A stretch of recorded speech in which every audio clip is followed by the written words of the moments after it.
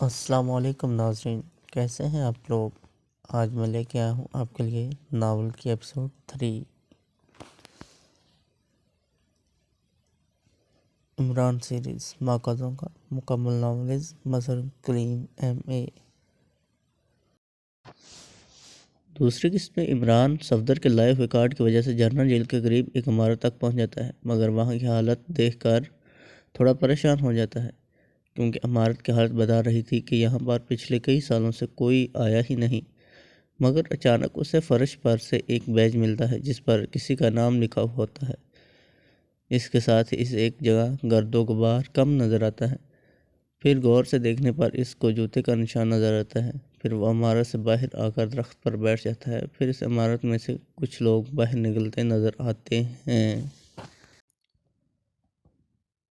انہوں نے چاروں طرف دیکھا اور پھر کسی کو نہ پا کر واپس چلے گئے۔ عمران کے چہرے پر اطمینان پھیل گیا اور وہ وہاں سے اتر کر واپس کار کی طرف آیا اور تھوڑی ہی دیر بعد اس کی کار شہر کی طرف دوڑنے لگی۔ اب اس کے ہاتھ سراغ کی کڑی آ گئی تھی۔ اسے معلوم ہو گیا کہ کم از کم یہ ان کا کوئی اہم اڈا ہے جس میں یقیناً طے خانوں کا ایک جال بچھا ہوا ہوگا۔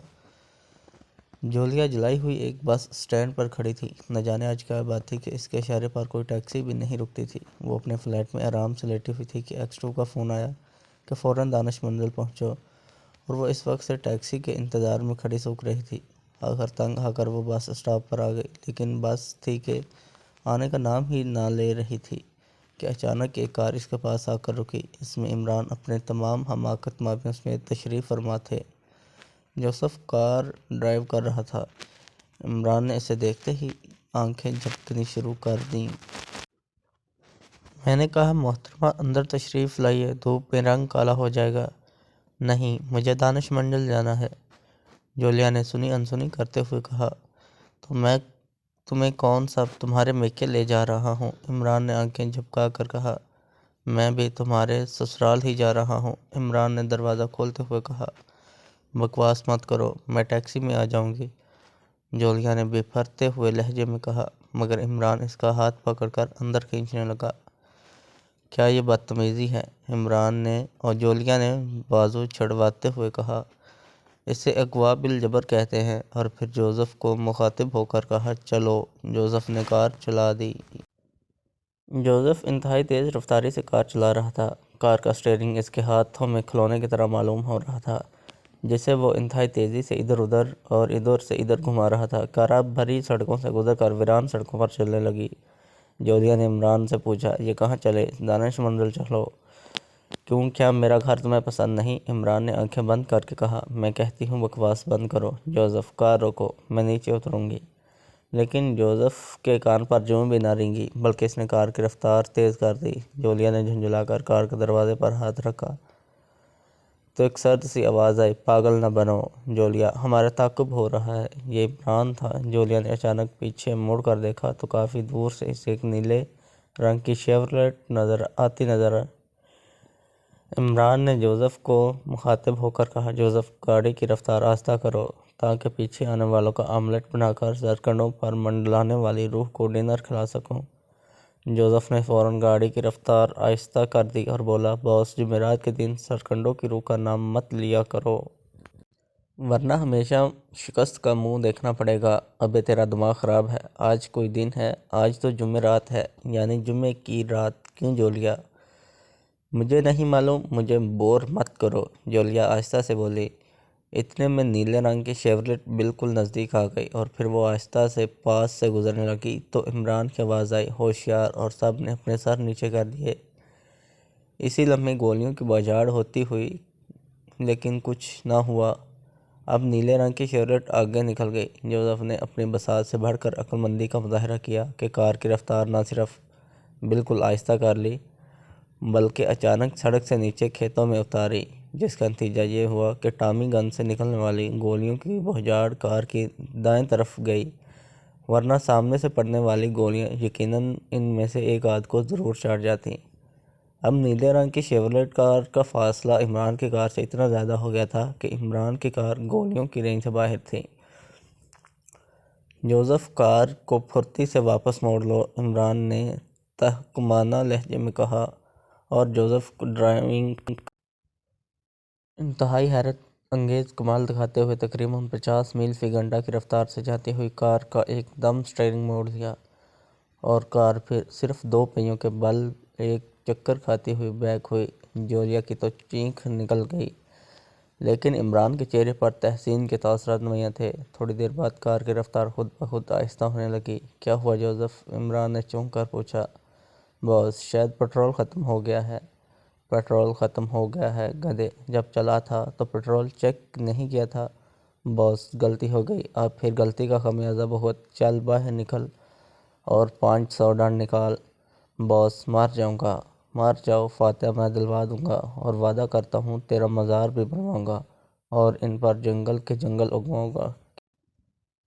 کیا تمہارا دماغ خراب ہو گیا؟ جولیا عمران پر برس پڑی۔ جوزف، میں نے کیا کہا ہے؟ عمران نے جولیا کو کوئی نوٹس نہ لیتے ہوئے کہا، اور پھر جوزف کو نیچے اترنا پڑا اور پھر وہ کار کے پیچھے ڈنڈ نکالنے کے لیے گیا، لیکن عمران نے اسے بیچ سڑک میں جانے کا حکم دیا۔ جولیا کو اس وقت شدید غصہ آ گیا۔ بھلا یہ بھی کوئی مذاق کا وقت ہے؟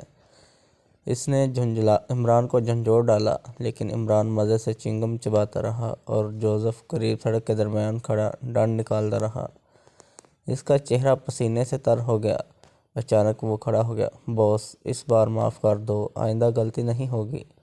تم کھڑے کیوں ہو گئے ہو؟ میرے حکم کی عدم تعمیل پر 100 ڈنڈ اور جرمانہ۔ جلدی کرو ورنہ 100 اور جوزف جلدی سے دوبارہ ڈنڈ نکالنے لگا۔ جولیا کا غصے سے برا حال تھا۔ اس کا بس نہیں چلتا تھا کہ وہ کیا کرے۔ اچانک اس نے عمران کے بالوں میں ہاتھ ڈال دیا اور اس کے بال مٹھی میں پکڑ کر جھنجھوڑنے لگی اور عمران ارے ارے کرتا ہوا اپنے بال چھڑانے لگا۔ میں کہتی ہوں بند کرو یہ ناٹک، نہیں تو میں تمہارا سر توڑ دوں گی۔ اور عمران کو مجبوراً جوزف کو منع کرنا پڑا، مگر جوزف نے ڈنڈ پیلنے بند کرنے سے انکار کر دیا۔ اس نے رک کر صرف یہ کہا، باس، میں عورت کا حکم نہیں مان سکتا۔ ارے گدھے، کیا میں عورت ہوں؟ بہرحال حکم دلانے والی تو عورت ہی ہے، جوزف نے بس دستور ڈنڈ نکالتے ہوئے کہا، اور جولیا کا دل چاہا کہ وہ خود کشی کر لے۔ اس نے جھنجھلاہٹ میں کار کا دروازہ کھولا اور باہر نکل کر ایک طرف تیزی سے چل دی۔ اتنے میں ایک کار سامنے سے آتی ہوئی نظر آئی۔ وہ جوزف کے نزدیک آ کر رکی، مگر جوزف اپنی دھن میں ڈنڈ پیلتا رہا۔ اس کار میں 2 مرد تھے۔ وہ نیچے اتر آئے اور اتنی حیرانی سے جوزف کو دیکھنے لگے جیسے وہ کسی چڑیا گھر میں پہنچ گئے ہوں۔ جوزف، اب بند کرو۔ اور جوزف یکلخت رک گیا، جیسے مشین کو بریک لگا دیا ہو۔ اس کا سارا جسم پسینے سے شربور ہو رہا تھا۔ وہ دونوں اب عمران کے پاس آئے اور پوچھنے لگے، جناب یہ کیا قصہ ہے؟ ہیرا من طوطے کا ہے، میں نے نانی اماں سے سنا تھا۔ کیا مطلب؟ حیرت سے ان کی آنکھیں کھلی کی کھلی رہ گئیں۔ مطلب تو مجھے نہیں آتا، بہرحال کیا آپ کے پاس کچھ فالتو پٹرول ہوگا؟ پیٹرول؟ جی ہاں، پیٹرول، جسے انگلش میں پیٹرول کہتے ہیں اور اردو میں بھی پیٹرول کہتے ہیں۔ یار یہ اردو بھی کیسی زبان ہے، کوئی لفظ بھی تو اس کا اپنا نہیں۔ اب بتاؤ بھلا، بول اردو رہے ہیں اور لفظ انگریزی، یہ کیا دھاندلی ہے؟ پیٹرول کا اردو ترجمہ ہونا چاہیے، میرے خیال میں اس کا اردو ترجمہ مشمک تیل ہونا چاہیے۔ عمران پوری روانی سے بول رہا تھا۔ مشمک تیل؟ ان میں سے ایک نے دلچسپی سے پوچھا۔ شاید انہوں نے عمران کو پاگل سمجھ لیا تھا۔ ارے مشمک تیل نہیں جانتے؟ یعنی صاف شدہ مٹی کا تیل۔ لیکن تیل کو پورا کہنے کیا ضرورت ہے؟ تیل کات بھی ساتھ ملا لو، ایک نے بحث کرتے ہوئے کہا۔ نہیں، تیل دراصل بنیادی چیز ہے۔ تیل چاہے مٹی کا ہو یا سرسوں کا، تیل ہی ہوتا ہے۔ باس، پٹرول، جوزف نے دخل اندازی کرتے ہوئے کہا۔ اب اس کا سانس ٹھیک ہو گیا تھا۔ ہاں جناب، کیا آپ کے پاس پٹرول ہے؟ عمران نے پوچھا۔ جی ہاں۔ ان میں سے ایک نے اپنی کار کی ڈگی کھول کر پٹرول کا ایک کین اسے لا دیا۔ غنیمت تھا کہ یہ سڑک اکثر سنسان رہتی تھی، ورنہ اب تک تو یہاں ٹریفک کا ازدحام ہو جاتا۔ جوزف نے وہ پٹرول اپنی کار میں ڈالا اور عمران ان سے کچھ کہے بغیر کار میں بیٹھ گیا۔ جولیا ایک درخت کے نیچے کھڑی ہوئی اپنے ہونٹ چبا رہی تھی، وہ بھی کار میں آ کر بیٹھ گئی اور جوزف نے کار سٹارٹ کر دی۔ اب اس کا رخ دانش منزل کی طرف تھا۔ دانش منزل کے ساؤنڈ پروف کمرے میں عمران بلیک زیرو اور گرے سوٹ والا، جسے کیپٹن شکیل لیا تھا، موجود تھا۔ وہ گرے سوٹ والا انتہائی خوفزدہ معلوم ہوتا تھا، لیکن اس کے ساتھ ساتھ اس کے چہرے پر اس قسم کے تاثرات تھے جیسے وہ اپنی رہائی کے بارے میں نا امید نہ ہو۔ دیکھو، اگر تم نے میرے سوالوں کے صحیح صحیح جواب دیے تو تمہارے لیے بہتر ہوگا، عمران نے سے مخاطب ہوتے ہوئے کہا۔ مجھے کچھ نہیں معلوم، گرے سوٹ والے نے جواب دیا۔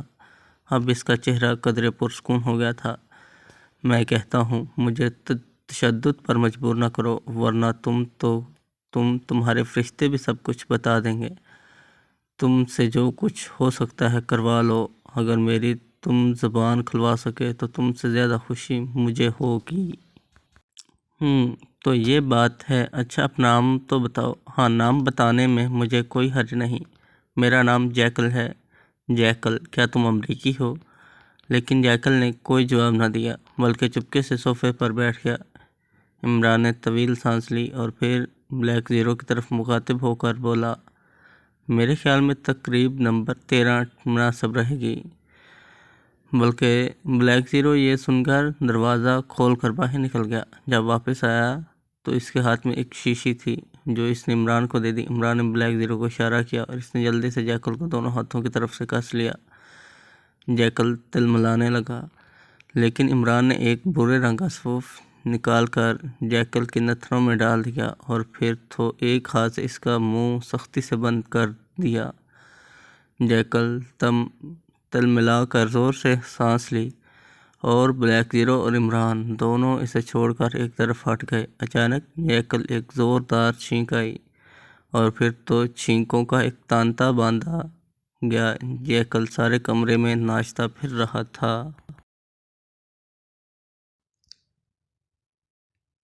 اس کے ناک، منہ اور آنکھوں سے پانی نکل رہا تھا، آنکھیں سرخ ہو گئی تھیں، سارے جسم کا خون چہرے پر سمٹ آیا تھا اور وہ پاگلوں کی طرح کمرے میں ہر طرف چھینکتا پھر رہا تھا۔ دیکھو، میں کہتا ہوں اب بھی سب کچھ بتا دو، ورنہ چھینکتے چھینکتے دم نکل جائے گا۔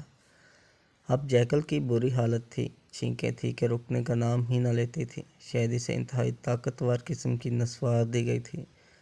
یہ مجرموں کا منہ کھولنے کا ایک نرالا طریقہ تھا جو یقیناً عمران ہی نے ایجاد کیا تھا۔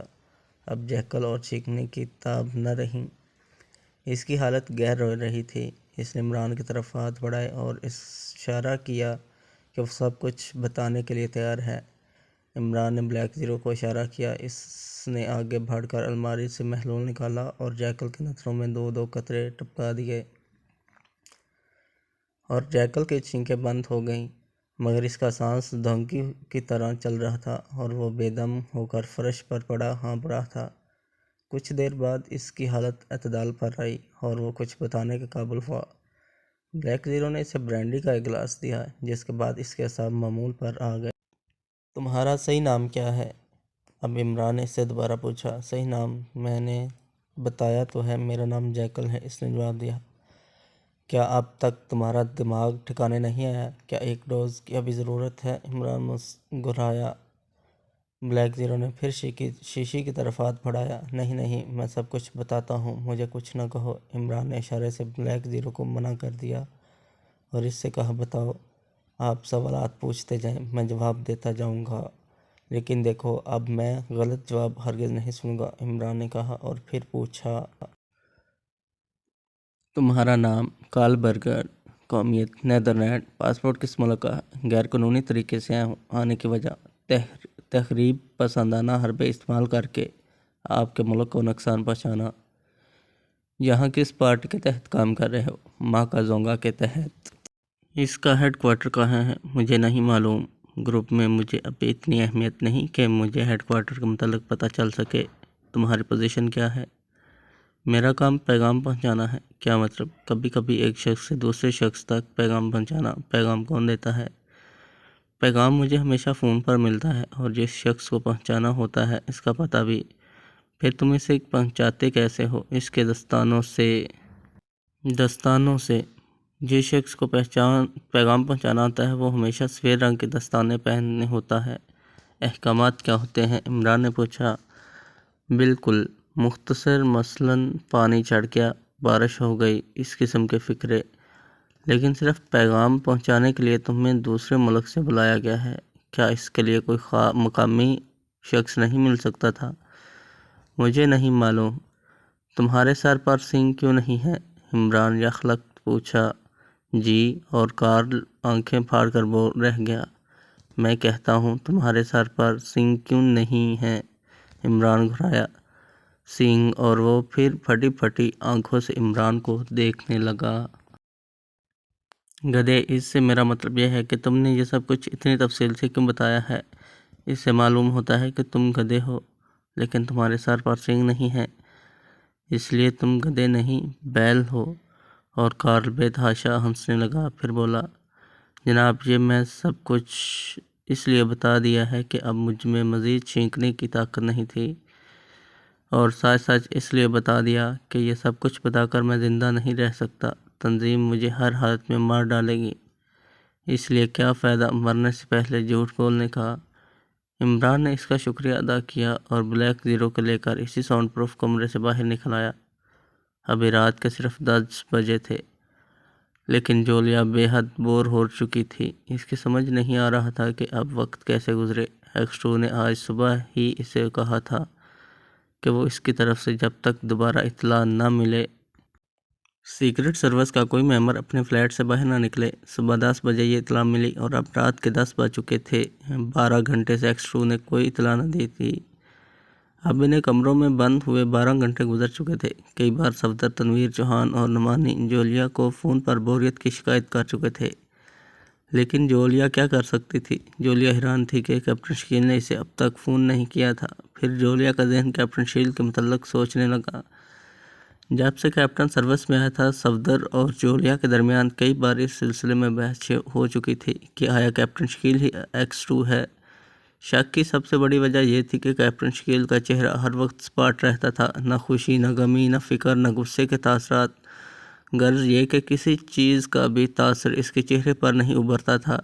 اس سے جولیا یہ نتیجہ نکالتی تھی کہ وہ پلاسٹک میک اپ میں ہے اور سوائے ایکس2 کے اور کسی کو ضرورت ہے کہ وہ سروس میں میک اپ میں آئے۔ لیکن صفدر کا دوسرا خیال تھا۔ اس کا خیال تھا کہ اس کا کہنا تھا کہ اگر ایکس2 نے ضرور میک اپ کر کے ہمارے ساتھ شامل ہونا تھا تو پھر اتنا بھونڈا میک اپ کرنے کی کیا ضرورت ہے کہ جسے ہم لوگ پہچان جائیں۔ بھونڈا تو خیر تم یہ نہیں کہہ سکتے، ہم نے کتنی بار بغور اس کا چہرہ دیکھا تھا، لیکن کسی صورت میں بھی میک اپ معلوم نہیں ہوتا، صرف اس کے چہرے کی اسپاٹس دیکھ کر شک ہوتا ہے کہ ضرور میک اپ میں ہوگا۔ لیکن پھر کیپٹن شکیل کی موجودگی میں ایکس2 کی آواز کا کیا بنے گا؟ اسے کس خانے میں فٹ کیا جائے گا؟ لیکن صفدر اسے کوئی اہمیت نہ دیتا تھا، کیونکہ اس کا خیال تھا کہ ہو سکتا ہے کہ ایکس2 نے ایک آدمی ایسا رکھا ہوا ہے جو اس کے آواز کی نقل کر کے اس کے لکھے ہوئے الفاظ اس کے سامنے بول دے۔ معاملہ شک و شبے میں ہی تھا۔ آخر صفدر اور جولیا نے یہ طے کیا تھا کہ کسی طرح اچانک کیپٹن شکیل کا منہ امونیا سے دھویا جائے تاکہ معلوم ہو کہ میک اپ ہے یا نہیں۔ لیکن اس کا موقع کب آئے گا؟ اچانک جولیا کے ذہن میں خیال بجلی کی مانند کوندا کہ کیپٹن شکیل کو فون کر کے دیکھا جائے کہ آیا وہ فلیٹ میں ہے یا نہیں۔ اس نے تیزی سے نمبر گھمائے اور بے تاب سے ریسیور کو کانوں سے لگا لیا۔ چند لمحوں کے بعد دوسری طرف سے ریسیور اٹھانے کی آواز آئی اور جولیا کے اعصاب ڈھیلے پڑنے لگے۔ اوپر سے غیر مانوس آواز آئی، کون بول رہا ہے؟ آپ کیپٹن شکیل بول رہے ہیں؟ جولیا نے پوچھا، حالانکہ وہ اچھی طرح جانتی تھی کہ یہ کیپٹن شکیل کی آواز نہیں۔ نہیں جناب، میں ان کا ملازم جمیل بول رہا ہوں، فرمائیے۔ شکیل صاحب کہاں ہیں؟ وہ دوسرے کمرے میں کتاب پڑھ رہے ہیں، انہیں بلاؤ، انہیں کہو جولیا کا فون ہے۔ چند ہی لمحوں بعد جولیا کے کانوں میں ایک بھاری مگر مانوس آواز آئی، hello Julia, how are you? Okay. کس سلسلے میں فون کیا؟ کچھ نہیں، ویسے سارا دن کمرے میں بند پڑے پڑے بور ہو گئی تھی۔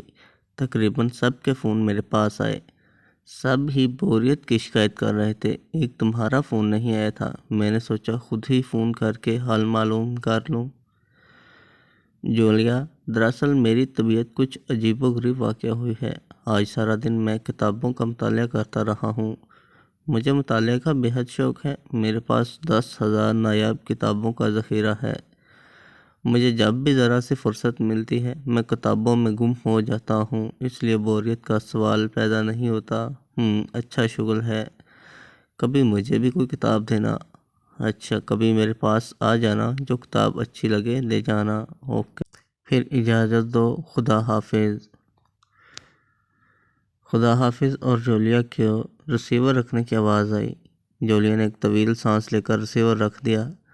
ابھی ریسیور رکھے ہوئے 1 ہی منٹ ہوا تھا کہ فون کی گھنٹی زور سے بجی۔ اس نے سوچا شاید X2 کا فون ہو، اس لیے بڑی پھرتی سے اس نے ریسیو اٹھا کر کانوں سے لگایا اور بولی، ہیلو جولیا اسپیکنگ۔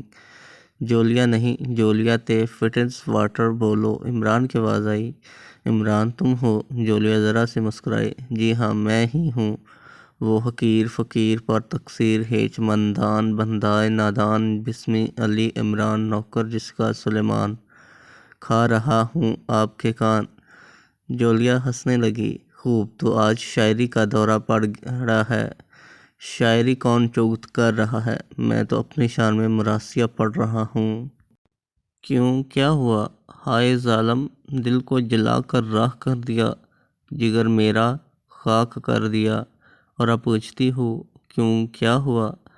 یہ کیا بکواس لگا رکھی ہے؟ کیا میں ریسیور رکھ دوں؟ جولیا نے جھنجھلا کر جواب دیا۔ نہیں جولیا، خدا کے لیے ریسیور نہ رکھنا، ورنہ میں مارے بوریت کے آج خودکشی کر لوں گا۔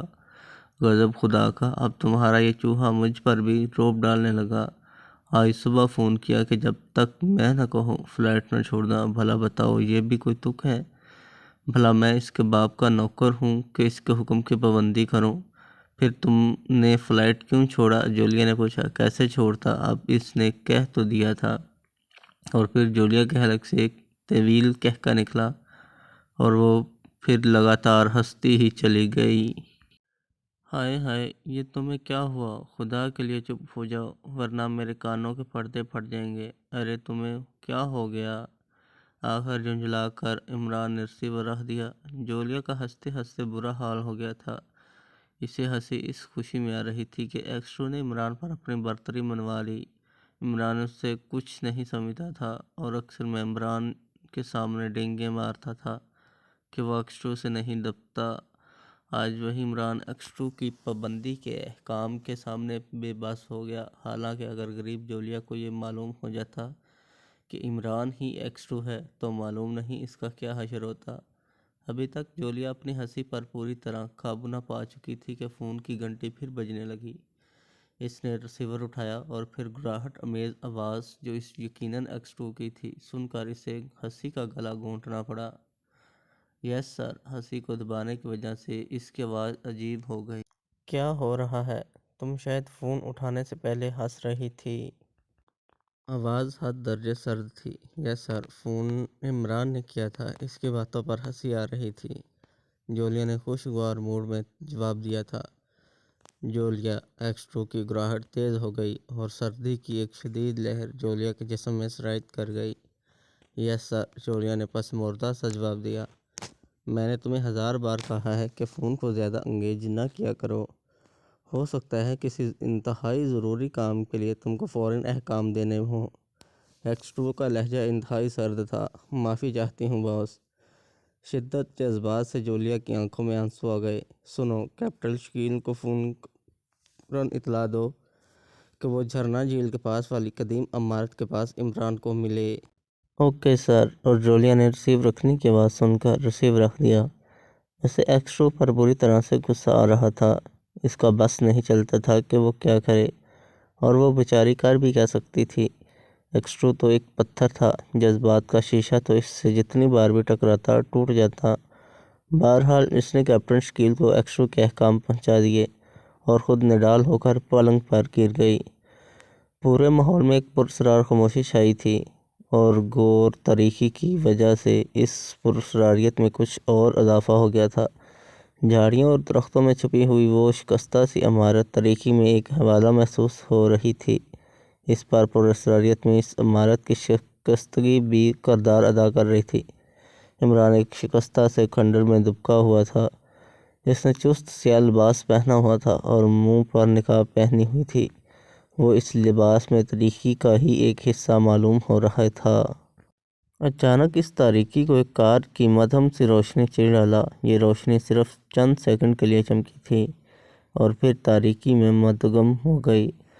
وہ کار ایک سیاہ کشتی کی طرح آہستہ آہستہ اس عمارت کی طرف بڑھ رہی تھی۔ اس کی تمام لائٹیں بند تھیں، اندر کی لائٹیں بھی بند تھیں، اس لیے محسوس تک نہیں ہوتا کہ کار میں کتنے آدمی ہیں اور کون کون ہیں۔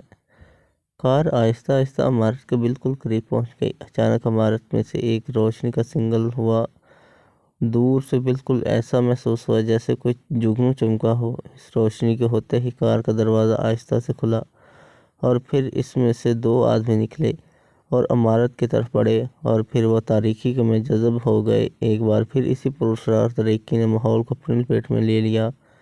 تھوڑی دیر بعد اسی طرح ایک کار اور آئی اور اس میں سے 3 آدمی نکل کر اندر چلے گئے۔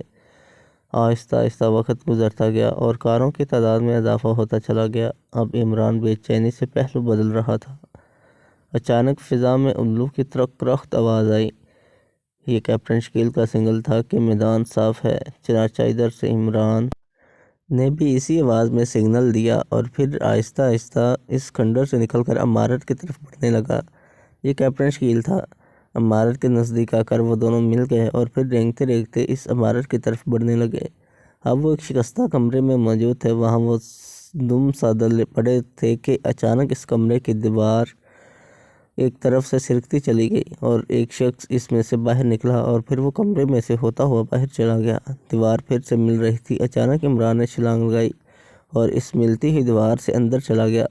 بس چند سیکنڈ کا فرق تھا کہ اگر 1 سیکنڈ وہ دیر سے چھلانگ لگاتا تو آج اس کی ہڈیاں دیواروں کے درمیان پھنسی ہوئی ہوتی۔ کیپٹن شکیل ابھی تک باہر پڑا تھا۔ عمران کی یہ چھلانگ اتنی خطرناک تھی کہ کیپٹن شکیل جیسے اعصاب کا آدمی جھنجھلا اٹھا اور وہ عمران کی بے جگری کا دل سے قائل ہو گیا۔ اب مسئلہ تھا کہ وہ اندر کیسے داخل ہو۔ اس کے لیے انتظار کرنا پڑا کہ وہ شخص جو ابھی اندر سے باہر آیا ہے، جب وہ دوبارہ اندر جائے گا تو اس وقت کوشش کی جائے گی۔ چنانچہ وہ دم سادھے ایک کونے میں کھڑا رہا۔ اب وہ تاریکی میں آسانی سے دیکھ سکتا تھا۔ وہ سوچ رہا تھا کہ عمران نے اندر جا کر کیا کیا ہوگا۔ قدموں کی مدھم چھاپ دور سے ابھری اور کیپٹن شکیل مستعد ہو گیا۔ وہی شخص اندر آ رہا تھا۔ وہ تیزی سے کمرے میں آیا۔ اس نے شکستہ دیوار میں ایک سوراخ میں انگلی گھمائی اور دیوار ایک بار پھر سے سرکنے لگی۔ وہ اندر داخل ہو گیا۔ دیوار ایک بار پھر تیزی سے مل گئی۔ چند لمحے ٹھہر کر کیپٹن شکیل اس سوراخ کی طرف بڑھا۔ اس نے اس سوراخ میں انگلی ڈالی تو اسے ایک جگہ ابھری ہوئی محسوس ہوئی۔ اس نے اسے دبایا اور دیوار ایک بار پھر کھل گئی اور وہ تیزی سے اندر داخل ہو گیا۔ اندر بھی ایک کمرہ سا تھا جسے اس نے قدم اندر رکھ دیے۔ دیوار ایک بار پھر تیزی سے مل گئی۔ وہ چند لمحے کمرے کے ایک کونے میں کھڑا رہا، پھر وہ کونے میں بنے ہوئے دروازے کی طرف بڑھا۔ اس نے دروازے سے سر باہر نکال کر دیکھا۔ اسے لمبی سی گیلری نظر آئی جس کے دونوں طرف کمرے بنے ہوئے تھے اور گیلری میں ایک طاقتور بلب لگا ہوا تھا جس سے گیلری روز روشن کی طرح چمک رہی تھی۔ کیپٹن شکیل اس گیلری میں داخل ہوا اور دیوار کے ساتھ چپک کر آگے بڑھنے لگا۔ جب پہلے کمرے کا دروازہ آیا تو اس نے اپنے کان دروازے کے ساتھ لگا دیے لیکن کوئی آواز نہ آئی۔ شکر یہ ہے کہ گیلری بالکل سنسان تھی۔ وہ آہستہ آہستہ آگے بڑھتا گیا۔ ایک دروازے میں سے کچھ روشنی نظر آئی۔ اس نے کی ہول میں سے نظر ڈالی۔ اسے ایک شخص عجیب سی مشین کے سامنے بیٹھا نظر آیا۔ ابھی وہ اس سے اچھی طرح دیکھ بھی نہ سکا تھا کہ گیلری میں بھاری قدموں کی آواز ابھری۔ وہ فوراً ایک طرف جھکا مگر وہاں چھپنے کی کوئی جگہ نہیں تھی۔ اس نے دیوار کے ساتھ چپکنے کی کوشش کی لیکن یہ بے سود تھا۔ سامنے سے آنے والے 2 اشخاص تھے جن کے ہاتھوں میں ٹامی گنیں تھیں۔ جیسے ہی انہوں نے کیپٹن شکیل کو دیکھا وہ ایک لمحے کو ڈٹکے مگر پھر دوسرے لمحے ان کی ٹامی گنیں اس کی طرف تن گئیں۔ کیپٹن شکیل کے ہاتھوں کو جھنجھ ہوئی اور گیلری میں جلنے والا بلب ایک دھماکے سے بجھ گیا۔ کیپٹن شکیل نے انتہائی پھرتی سے چھلانگ لگائی اور دوسری طرف زمین پر لیٹ گیا۔ دونوں ٹامی گنوں سے گولیوں کی بھجاڑ ہوئی اور وہ اندھا دھند گولیاں چلا رہے تھے۔ کیپٹن شکیل انتہائی تیز رفتاری سے زمین پر رینگ رہا تھا۔ اس کی جان سخت خطرے میں تھی۔ گولیاں اس کے ارد گرد پڑ رہی تھیں۔ اچانک اس نے بٹن دبایا اور ایک بھیانک چیخ ابھری اور ایک ٹامی گن خاموش ہو گئی۔ پھر دوسری چیخ ابھری اور دوسری ٹامی گن بھی خاموش ہو گئی۔ اچانک کمروں کے دروازے دھڑا دھڑ کھولنے لگے۔ پھر پوری گیلری فلیش لائٹ سے چمک اٹھی۔ اب کیپٹن شکیل کو سوائے ہاتھ اٹھانے کے اور کوئی چارہ نہ تھا۔ اس کے ارد گرد ٹامی گنوں سے لیس نقاب پوش کھڑے تھے۔ انہوں نے کیپٹن شکیل کو ایک طرف چلنے کا اشارہ کیا اور کیپٹن شکیل ہاتھ اٹھائے ہوئے ان نقاب پوشوں کی رہنمائی میں چلنے لگا۔ وہ گیلری کی سیدھی سمت جا رہے تھے، لیکن کیپٹن شکیل سوچ رہا تھا کہ عمران کہاں ہوگا۔ ابھی تک عمران کہیں نظر نہیں پڑا تھا اور نہ ہی اس سے پہلے اسے کوئی گڑبڑ ہوتی نظر آئی تھی۔ اس کا مطلب یہ ہے کہ عمران کسی مخصوص جگہ بحفاظت پہنچنے میں کامیاب ہو چکا ہے۔ پھر وہ یہاں آنے کے مقصد پر غور کرنے لگا۔ آج صبح جولیا نے اس عمارت کے پاس پہنچنے کے لیے ایکشو کا حکم سنایا تھا۔ پھر یہاں اسے عمران ملا اور اس نے اس سے بتایا کہ اس عمارت میں شاید ماکا زونگا کی مقامی برانچ کا ہیڈ کوارٹر ہے، اس لیے آج رات تم اور میں اس عمارت میں گھسیں گے، شاید کوئی سراغ مل جائے۔ چنانچہ اس کے نتیجے میں وہ اس وقت یہاں موجود تھا۔ اچانک اس کی سوچ میں خلل پڑ گیا کیونکہ اسے دائیں طرف مڑنے کا حکم دیا گیا۔ وہ دائیں طرف مڑ گیا۔ یہاں گیلری کا اختتام تھا اور سامنے ایک بڑا دروازہ نظر آ رہا تھا جو بند تھا اور جس پر پتل کی 2 تلواریں جڑی ہوئی تھیں۔ اس دروازے کے سامنے ایک نقاب پوش ٹامی گن لیے ہاتھ میں ٹہل رہا تھا۔ انہیں دیکھتے ہی وہ رک گیا۔ اس نے شکیل کی طرف گن سیدھی کر لی۔ شکیل ایک لمحے کے لیے رک گیا، لیکن پیچھے سے ٹھوکا ملتے پھر وہ آگے بڑھنے لگا۔ جب وہ اس محافظ کے پاس پہنچا تو پیچھے آنے والے نقاب پوشوں میں سے ایک نے دروازے کے محافظ کو مخاطب کرتے ہوئے کہا، ماکا عظیم ہے۔ دروازے پر ٹہلنے والے محافظ نے جواب دیا، زونگا عظیم ترین ہے۔ اس کے بعد دروازے والے محافظ نے اپنی ٹامی گن نیچے کر لی۔ اس نے شکیل کی طرف اشارہ کر کے پوچھا کہ یہ کون ہے اور اس جگہ کیسے آیا؟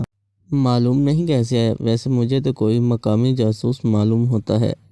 پیچھے سے آواز آئی۔ کیپٹن شکیل ہاتھ اٹھائے خاموشی سے یہ مکالمہ سنتا رہا۔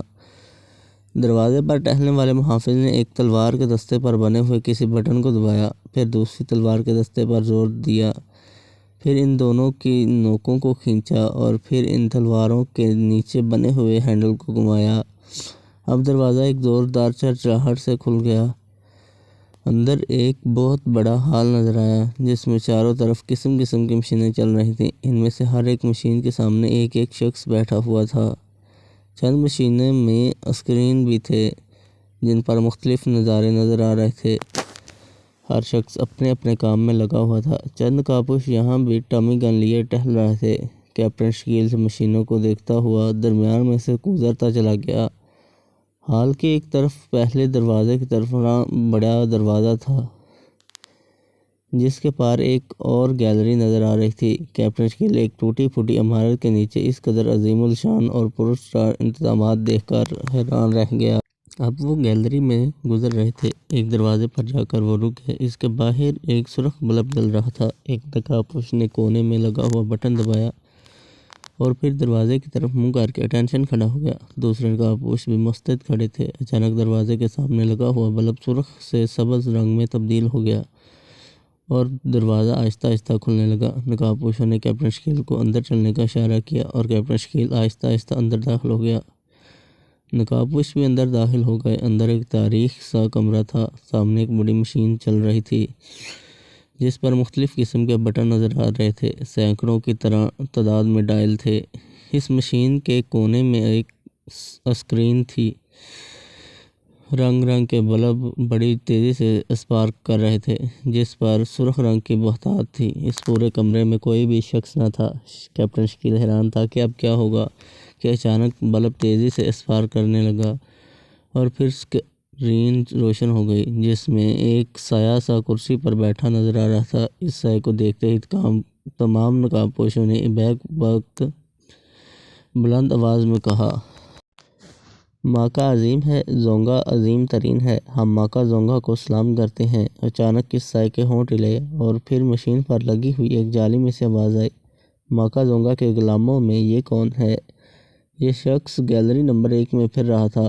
کیا آواز اتنی غضبناک تھی کہ مشین کی جالی بھی تھر تھرا اٹھی اور کیپٹن شکیل کے کانوں میں جیسے لوہے کی گرم سلاخ اترتی چلی گئی ہو اور وہ نقاب پوش جھک گئے۔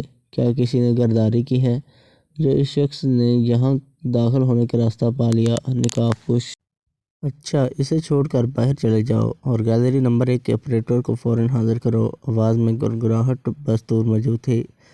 چاروں نقابپوش باہر نکل گئے اور دروازہ ایک بار پھر بند ہو گیا۔ اب کیپٹن شکیل اس مشین کے سامنے اکیلا کھڑا تھا۔ تم کون ہو؟ منہ سے نقاب اتارو، جاری سے آواز آئی، لیکن کیپٹن شکیل چپکے سے کھڑا رہا۔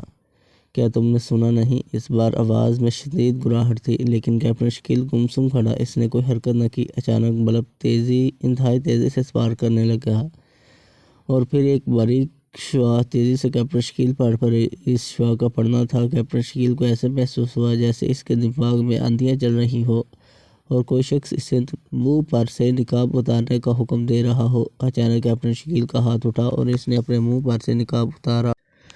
دماغ میں سکون ہو گیا اور اس کے ساتھ ہی مشین میں بلبوں کی سپارکنگ بھی کم ہو گئی۔ کیپٹن شکیل حیران رہ گیا۔ جیلی میں سے ایک قہقہ بلند ہوا۔ اتنے میں دروازہ کھلا اور وہ چاروں نقابپوش ایک آدمی کو لے کر آ گئے جس کا رنگ زرد پڑ گیا۔ وہ مشین کے سامنے سر جھکا کر کھڑا ہو گیا۔ گیلری نمبر 1 پر تم تھے؟ آواز آئی۔ یس سر، نوجوان نے بدستور سر جھکائے جواب دیا۔ پھر یہ نوجوان کیسے آ پہنچا؟ آواز انتہائی غضبناک ہو گئی، لیکن نوجوان بدستور سر جھکائے کھڑا رہا۔ اس نے کوئی جواب نہ دیا۔ تم اپنی غلطی تسلیم کرتے ہو؟ اتنا کہتے ہی ایک سبز رنگ کی شعاع اس مشین سے نکلی اور اس نوجوان پر پڑی اور نوجوان کی ایک بھیانک چیخ نکلی اور ایک لمحے کے بعد اس کی لاش وہاں پڑی تھی، بالکل جلی ہوئی لاش۔ ایسا معلوم ہوتا تھا جیسے کسی نے اسے روسٹ کر دیا ہو۔ نقابپوش فوراً جھکے اور ماکا زونگا زندہ باد کا نعرہ لگانے لگے۔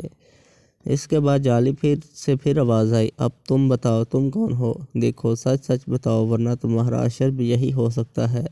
میں CID انسپکٹر ہوں۔ تم غلط بیانی کر رہے ہو۔ میں سچ بول رہا ہوں، کیپٹن شکیل نے زور دے کر کہا۔ اچھا تم یہاں کیسے آئے ہو؟ میں راہ بھٹک کر ادھر آ گیا، لیکن یہاں سے اچانک دیوار کھلی دیکھ کر نیچے اتر آیا۔ بکواس، تم جھوٹ بول رہے ہو۔ دیکھو اپنی جان کے گاہک نہ بنو، سب کچھ بتا دو ورنہ یہاں لوگ موت کو ترستے ہیں اور موت نہیں آتی۔ میں نے سب کچھ بتا دیا ہے، کیپٹن شکیل نے کہا۔ ماکا زونگا کے غلاموں، تم باہر جاؤ اور چند منٹ کے بعد اس کی لاش لے جانا۔ اور نقابپوش دروازہ کھول کر باہر نکل گیا۔ ابھی وہ دروازہ پوری طرح بند نہیں ہوا تھا کہ کیپٹن شکیل نے پھرتی سے ریوالور نکال لیا اور پھر اس نے مشین پر لگاتار فائر کرنے شروع کر دیے۔ پہلا فائر ہوا اور ایک بہت بڑا بلب جو مسلسل سپارک کر رہا تھا ٹوٹ گیا۔ اس کے بعد دوسرا فائر ہوا اور سکرین تاریک ہو گئی۔ اس کے ساتھ ہی مشین سے ایک عجیب سی شعاع نکلی اور کیپٹن شکیل کی طرف بڑھی، لیکن کیپٹن شکیل پھرتی سے ایک طرف ہٹ گیا۔ شعاع سیدھی سامنے کے دروازے پر پڑی اور دروازہ پگھل گیا جیسے موم پگھلتا ہے۔ کیپٹن شکیل نے ایک فائر اور کیا، ایک اور ڈائل ٹوٹا، مگر اس کے بعد کیپٹن شکیل کے دماغ پر دھند سی چھا گئی اور اس کے تمام احساسات یکدم سو گئے۔ اسے اتنا یاد تھا کہ وہ بری طرح ہاتھ پیر مارتا ہوا نیچے گر رہا ہے۔ اس کے بعد مکمل تاریکی تھی۔